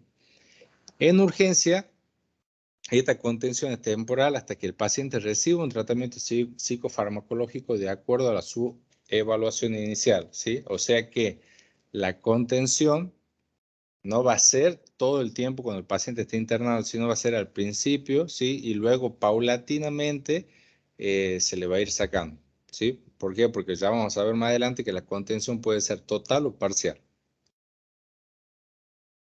¿Para qué más me sirve la contención verbal? Voy a recabar información, ¿sí? A través de familiares o personas que trajeron al paciente, ¿sí? La primera vez que hace tal episodio, cuál es su historia clínica, ¿sí? Si refiere episodios similares con anterioridad, bien, todo eso tienen que quedar registrados en la institución en donde, o en la urgencia donde vaya el paciente, en la guardia. Durante la misma se evalúa el estado mental, ¿sí? El entrevistador debe actuar con firmeza, con seguridad, ofreciendo siempre ayuda y comprensión y empatía, ¿sí? Siempre y cuando la conducta del paciente lo permite. Y la mayoría de las veces esta contención verbal, ¿sí?, es insuficiente. Bien. Ahora vamos a lo que sería la contención farmacológica, ¿sí? El uso adecuado, seguro psicofármaco constituye un recurso indispensable en el tratamiento y estabilización del paciente. O sea que ayuda bastante, no solo con la contención verbal, sino que vamos a implementar la contención farmacológica con indicación del médico. Sí, somos nosotros los enfermeros que nos llevamos a cabo, ¿sí?, la implementación de la medicación.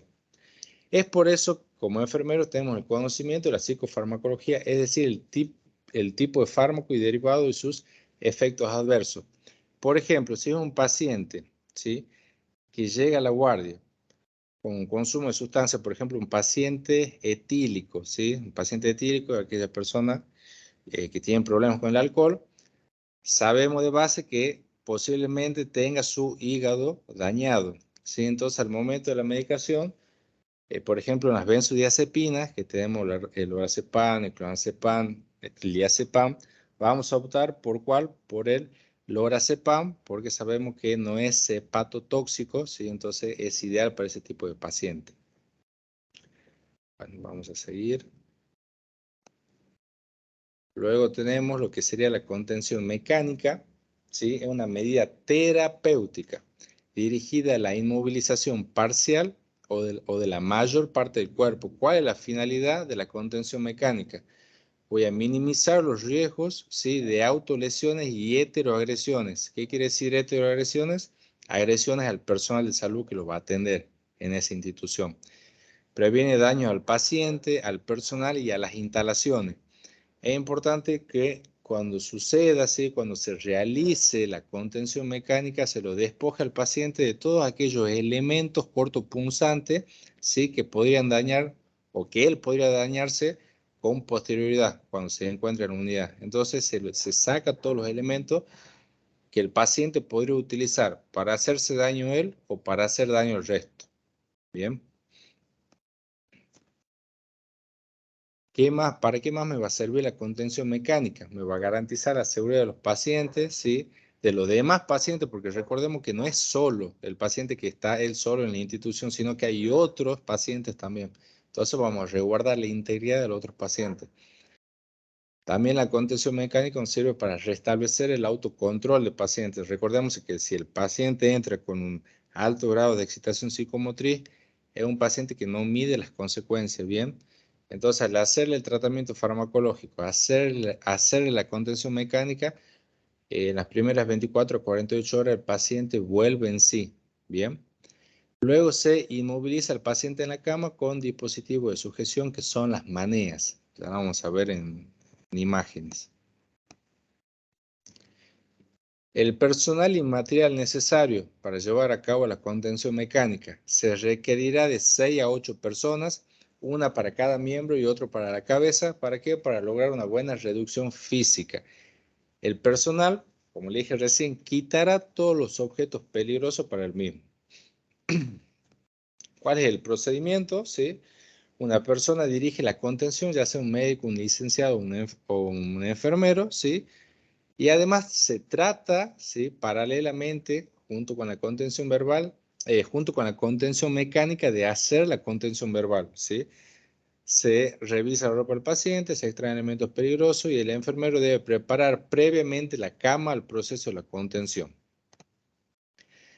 Acá para la contención tenemos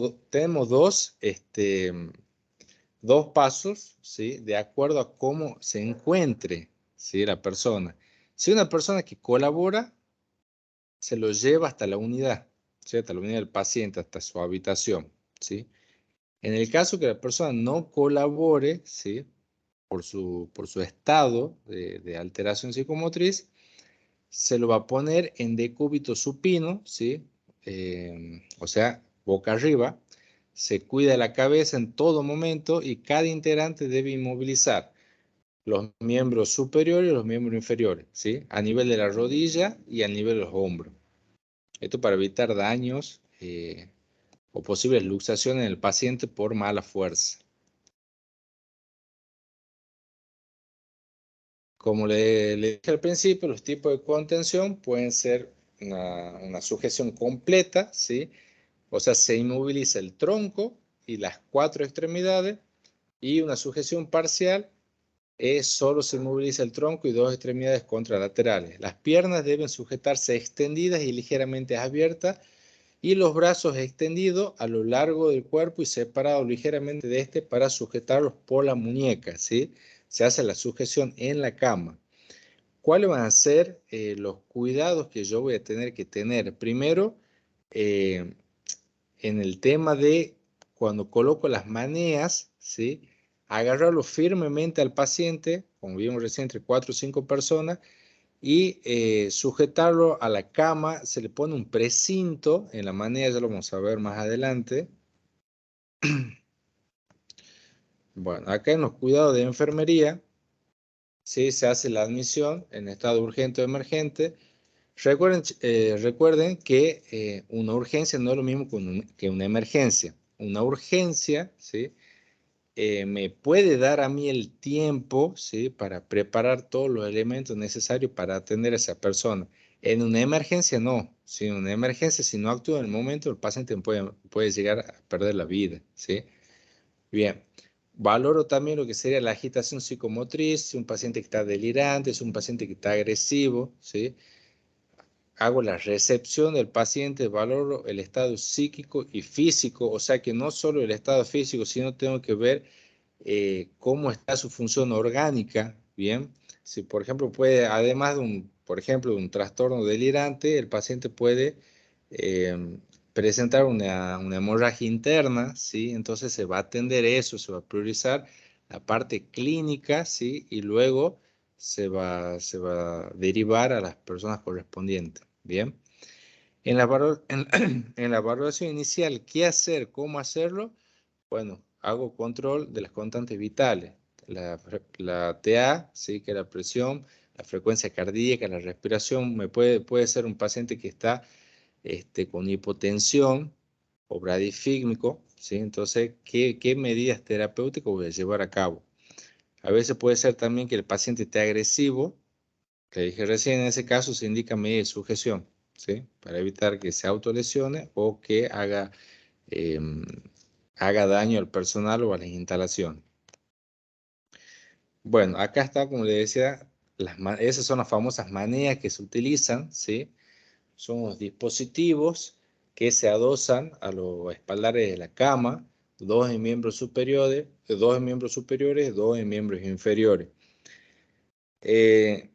La, la manea está hecha de tal forma que al paciente no le va a hacer daño en la muñeca, ¿sí? Siempre y cuando nosotros no lo ajustemos, ¿sí? De tal manera que podemos llegar a cortar la circulación, generalmente se puede edematizar la mano. Entonces hay que tener en cuenta que no tiene que estar bien apretada la muñeca. Bien. Acá tenemos la cama y este es el dispositivo que utilizamos para contención física, siempre recordando que es de manera preventiva, ¿sí? De corta duración y es una indicación terapéutica, no es un castigo, ¿sí? Se usa en casos que así lo requiera la institución. Se controla la presión ejercida por las maneras, por lo general siempre se dematizan los miembros y las manos por la misma fuerza ejercida por el paciente, ¿bien? Se administra también psicofármacos según indicación médica, se hace el control de constantes vitales y se coloca vía periférica. En este sentido vamos a controlar la permeabilidad de la vía periférica, ¿bien? ¿Por qué la permeabilidad de la vía periférica? Porque tengamos en cuenta que un paciente excitado, ¿sí? Psicomotrimente excitado, entonces tiende a moverse y se le puede salir la vía o se le puede obstruir. Entonces hay que tener en cuenta eso. Se valora la función respiratoria, ¿sí? Como dije recién, se controla la primera vía periférica, se valora el nivel de conciencia, pre-contención mecánica y post-contención mecánica y post farmacológico, ¿bien? Para ver cómo va evolucionando esa persona en las primeras 24 a 48 horas.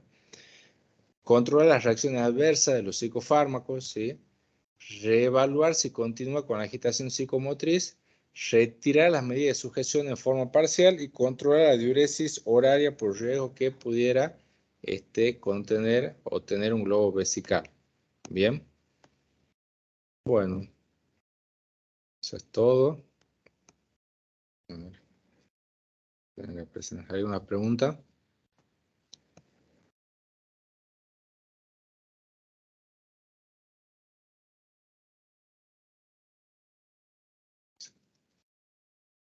Bueno, ahí finalizamos, sí, el tema de lo que sería urgencia psiquiátrica en guardias. Bueno, muchas gracias. Muy en horario la presentación de todos los disertantes de hoy. Les agradezco el esfuerzo porque sé que son temas amplios, son temas, digamos, que tienen su complejidad y han hecho realmente una síntesis muy precisa. Así que bueno, damos lugar a las preguntas de los asistentes, que ya lo pueden hacer por el chat o pueden levantar su mano, abrir su micrófono y realizarla.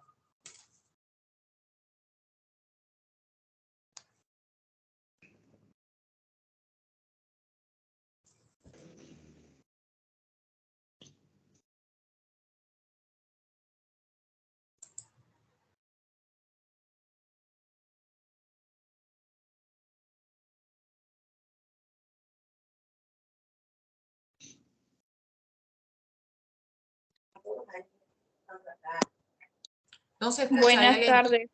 Sí, sí, buenas tardes. Quería saber si la clase queda grabada y si la podemos volver a ver. Sí, esta clase va a quedar subida al canal de capacitación de la Dirección de Recursos Humanos y también seguramente la vamos a poder enviar a los mails de donde se han inscrito. Bien, perfecto, muchas gracias. Así que por favor completen la inscripción para que podamos enviar los materiales. Bueno, gracias. ¿Alguna otra consulta, comentario?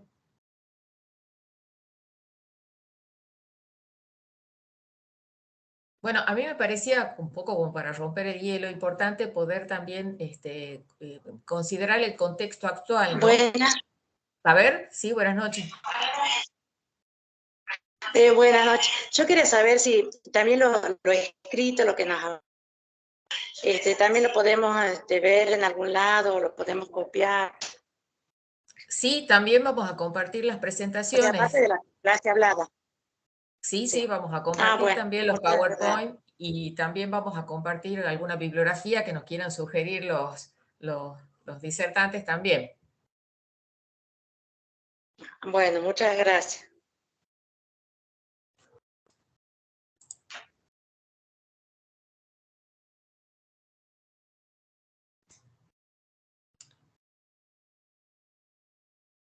Bien, yo quería comentar que en este contexto que estamos atravesando, en esta fase de la pandemia, ha habido un incremento importante, digamos, de los padecimientos que tienen que ver con lo mental, con la salud mental. Algunos tienen que ver, obviamente, con respuestas normales a lo que hemos estado atravesando en este tiempo, y otros han producido, digamos, algunos sí ya trastornos como que tienen que ver con la ansiedad, por ahí que tienen que ver con los cuadros depresivos, ¿no? Entonces, me parecía interesante si podían comentarnos algo en relación a lo que están viendo las guardias vinculado a este tema, ¿no?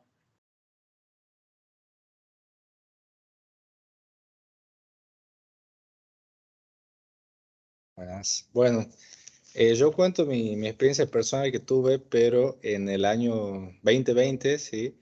Estuve a cargo de la carpa del modular de Eva Perón, ¿sí? Donde se atendía pacientes con COVID, o sea, en los inicios. Y la verdad que era, o sea, era muy impactante ver que tanto enfermeros como médicos, que toda la vida, o sea, han estado en la salud, cuando fue el tema de la pandemia, por miedo, ¿sí? Por el estrés, por las falsas informaciones, todo, se hicieron a un lado y mandaron a gente joven, gente nueva que recién estaba en el sistema de la carpa.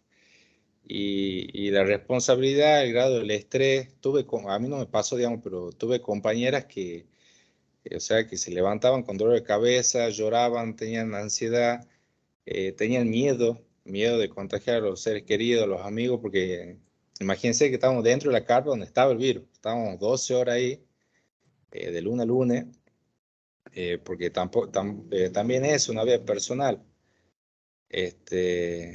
Y bueno, yo estaba en el último año de la licenciatura y tenía que hacer la tesis y las hice en base a eso, al estrés del personal de enfermería en tiempo de pandemia. Eh, y la verdad que sí, o sea, me imagino que para todo el personal de salud fue estresante y mi trabajo se llevó a cabo precisamente en los modulares, en las carpas, con el resultado de que el 95% de las personas sí, que atendían del personal de salud presentaba un nivel de estrés alto. Y como consecuencia, ¿sí? Tenían trastorno de ansiedad. Trastorno de ansiedad, miedo. Bueno, yo creo que ahora ya estamos llegando a lo que sería el final ya, si Dios quiere, de los casos, de la pandemia, lo que fue por allá por el 2020. Así que creo que nos ha dejado una enseñanza a todos. Y la importancia de lo que es cuidar la salud mental, de despejar la mente, que no todo es trabajo. Pero lamentablemente en esa época, en ese momento, nos ha tocado todo, digo todo el personal de salud, las personas, los chicos de limpieza también, los que hacían hisopado.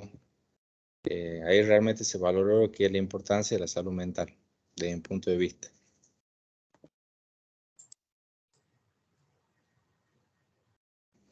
Así que bueno, eso quería aportar. Así es, Sergio. Ha sido, digamos, una experiencia única la que hemos atravesado y difícil, con, digamos, una carga de estrés muy importante para todo el personal de salud y más para las personas que han estado en lugares claves, ¿no? De lo que decimos en la trinchera. Sí, Y en realidad, sí, Julia, te escucho. por ahí un poco para continuar lo que decía Sergio, uno muchas veces puede contar sus experiencias sin contar específicamente por ahí con tantos datos, pero en el hospital de niños sí, la experiencia por ahí del profesional asistente, de las personas que hemos estado a cargo, ha sido como, me parece que distinta, porque no nos ha tocado tanto ese contacto tan directo, sobre todo en los primeros momentos. Después sí nos ha empezado a pasar un poco más adelante, cuando se han empezado a internar niños y adolescentes con COVID.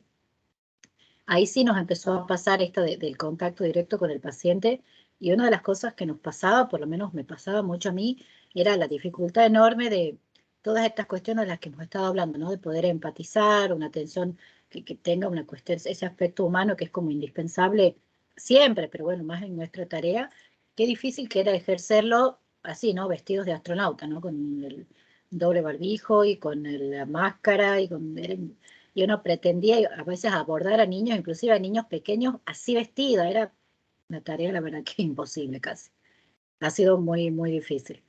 Y respecto a las consultas de los pacientes, una de las cosas que sí hemos notado en el servicio de salud mental del Hospital de Niños ha sido cómo, bueno, en 2020 ha caído bastante las consultas en ese año por el motivo de salud mental específico, digamos, y después a partir como de la mitad del año pasado es notable el aumento de todas estas cuestiones que tienen que ver, sobre todo con muchas cuestiones de ansiedad de diversa gravedad, ¿no? Desde cosas que por ahí se manifiestan a nivel escuela, como otras cosas ya más severas, ¿no? Con autoagresiones, con intentos de suicidio, inclusive con motivos de consulta que por ahí uno no lo ligaría directamente al estrés, pero que también lo estamos viendo bastante, como por ejemplo debut psicótico. Sí hemos notado como un aumento importante de las consultas, es notable realmente. Hola, buenas noches. Sí, buenas noches. Bueno, yo soy Carlos, soy enfermero de la maternidad. Después de escuchar todo lo que disertaron, la verdad que uno como que se siente que no sabe nada cuando por ahí no están por pasar, nos pasan la guardia y nos dicen, hay una paciente que es esquizofrénica. Uno le da mucha ansiedad como enfermero porque no sabe cómo va a abordar, qué es lo que tenemos que decir, qué es lo que tenemos que hacer. La verdad que todo, a pesar de que recién empezamos, pero hay muchas cosas que son clarificadoras, digamos. Pero como enfermero necesitamos saber más. Yo sé que es parte nuestra, es de nuestra parte que tenemos que indagar, que tenemos que aprender, pero necesitamos saber que el sistema también nos enseña, que nos quiere acompañar, que tenemos las herramientas como para poder abordar este tipo de pacientes. Yo particularmente estuve solamente con una paciente que tuvo una crisis y bueno, está bien, uno pone empatía, pone ganas, pero el desconocimiento da mucha ansiedad. El desconocimiento, el no saber qué hacer, es como que a uno lo bloquea y tiene miedo de equivocarse. Entonces, todo este curso me parece excelente, pero también es bueno todo esto, pero, ¿cómo podría decir? Cara a cara. Sería lindo algo en que podamos estar y podamos charlar y podamos preguntar a un profesional realmente que sabe qué es lo que tenemos que hacer. Eso nada más.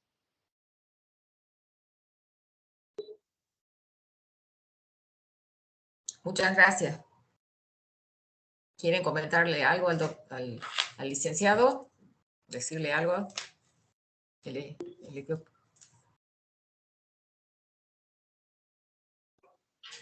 Buenas, disculpe, yo le quería hacer una pregunta. Si hay otra gente que se quiere inscribir ahora, que no ha tenido tiempo de inscribirse o que no ha podido, ¿puede hacerlo ahora o no? Sí, todavía están a tiempo, porque lo que estamos tratando es que por lo menos tengan la presencialidad en 3 módulos y el cuarto, digamos, lo pueden ver por el canal de YouTube. Pero sería muy importante que se sumen la semana que viene, que se va a abordar todo lo que tiene que ver con las urgencias toxicológicas. Muy bien, ya aviso entonces. Muchísimas gracias. No, por favor, gracias a ustedes. Bueno, y en relación a lo que comentaba el participante anterior, quería decirles que, bueno, constantemente estamos haciendo esta serie de capacitaciones desde la Dirección de Salud Mental. Obviamente no llegamos siempre a todos los que quisiéramos, porque además la planta del sistema ha crecido muchísimo en estos últimos años, pero tenemos una serie de materiales que les vamos a hacer llegar, guías de práctica clínica o cierta información también para que puedan, protocolos de actuación, para que puedan también tener ese material disponible para ustedes. Y la idea es poder seguir trabajando con estos temas, específicamente con la maternidad también. Hemos tenido una reunión justamente la semana anterior con el equipo de conducción de ahí, de la que participó el doctor Saúl también, y vamos a encarar, digamos, todo un proceso de capacitación y de reuniones cuando finalice este curso también ahí en la maternidad, seguramente en el mes de octubre.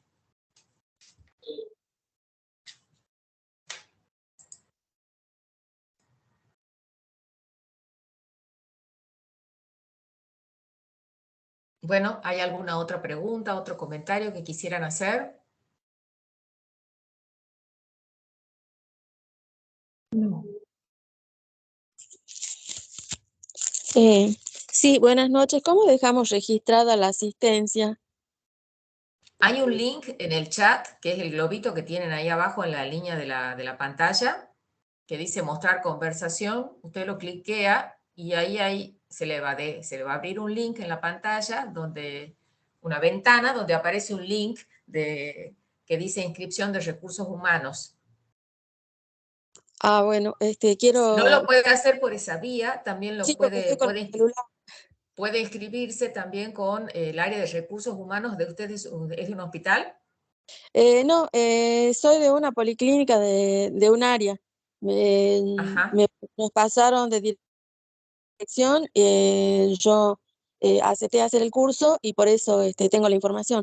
Solamente Perfecto. para redactar esto de que quede registrado por cualquier motivo de que pues, no pueda estar presente online y en sincrónico en la otra oportunidad. Perfecto. Bien. Sí. ¿De qué área es usted? ¿De qué área operativa? Operativa Tafí Viejo. Soy médica de consultorio externo. Soy ex médica de... Perfecto, doctora. Ya lo Sí. vamos a hacer llegar entonces al listado de inscripción. ¿Mm? Sí, muchas gracias, muy No, amable. gracias a usted, doctora. Gracias. Bien, hay una mano levantada ahí de Sergio Martín, que nos quiere decir algo. No sé si lo puso en el chat. Hola. Sí, Hola. lo escuchamos, Sí, Sergio. quería hacer una pregunta. Yo trabajo en la guardia mayor de un hospital general y es muy frecuente el uso del diazepam para intervenir a estos pacientes con estos cuadros, y quería, bueno, la opinión de Saúl, o bueno, que me digan con respecto al diazepam en sí. Hola Sergio, ¿cómo estás? Sí, es muy común, es muy común. No está mal en primera instancia usarlo si es el recurso que tenemos a mano. Lo que tenemos que pensar es que el diazepam, estamos hablando en vía intramuscular, tiene esta absorción que se llama errática, es decir, no vamos a lograr un efecto esperado ni controlado de la manera que podríamos hacerlo con otra medicación. Por eso es que en las guías está propuesto como benzodiazepina el lorazepam en primera instancia. Ante una urgencia, si es que no tenemos el lorazepam, o queda lejos, o ha perdido la cadena de frío, o alguna situación de esta, bueno, podemos utilizar diazepam. Si es que no tenemos medicación para hacerlo intramuscular, bueno, y si la excitación psicomotriz o el cuadro lo permite, también podemos utilizar vía oral, que en los hospitales sí hay clonazepam, por ejemplo, ¿no? No sé si responde eso a tu pregunta o querías preguntar otra cosa más. Sí, era eso. Muchas gracias. Bien. ¿En qué hospital está, Martín? En el centro de salud. Bien, perfecto. Gracias.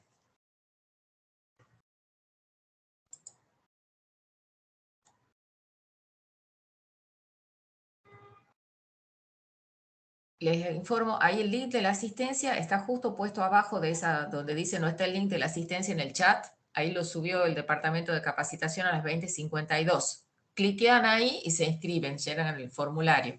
Y el que no, ya lo vamos a ver cómo hacemos para inscribirlo.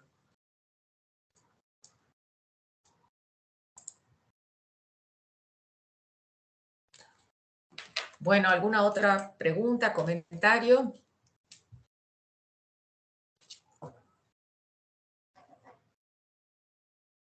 Bueno, seguramente van a tener que macerar toda la información que han recibido hoy. Como decían los compañeros, realmente es muy necesaria el manejo de esta información, el manejo de estos protocolos, porque cada vez va a ser más frecuente la aparición de estas consultas en nuestros lugares de trabajo. Y más después de la pandemia, ¿no? Así que es lo que se espera, digamos, lo que nos están diciendo los organismos internacionales que puede suceder, digamos, que es el grado de afectación en la salud mental de las personas va a ser notorio en los próximos periodos, ¿no?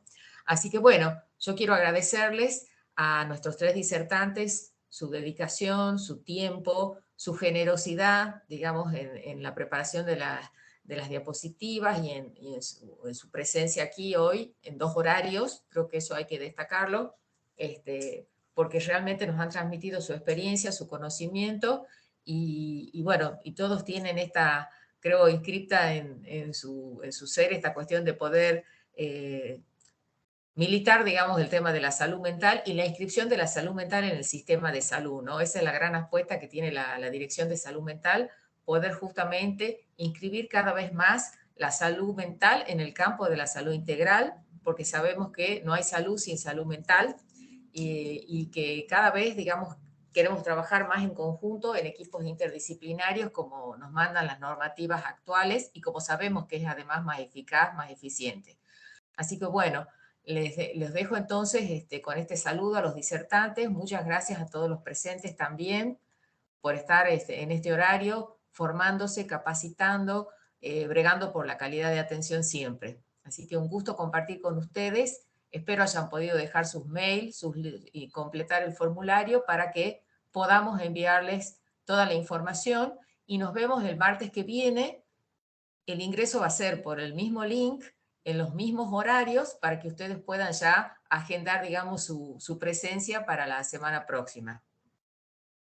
Un gusto compartir con ustedes este tiempo. Bueno, muchas gracias. Muchas gracias. Muchas gracias a todos. Muchas gracias a ustedes. Muchas gracias a ustedes. Chao, hasta luego.